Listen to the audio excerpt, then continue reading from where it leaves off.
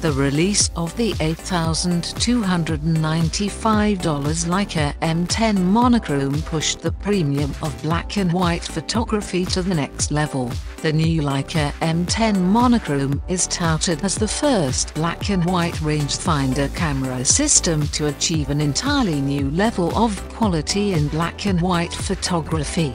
The 40-megapixel sensor has been built from the ground up with the M10 Monochrome in mind. To deliver the highest quality black and white captures, the Leica engineers removed the color filter array from the setup.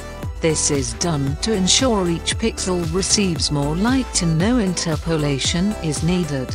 Leica claims that the black and white sensor of the M10 Monochrome delivers images with natural sharpness and previously unrivaled resolution of details in all lighting conditions. The sensor on the Leica M10 Monochrome supports all lenses of the Leica M portfolio.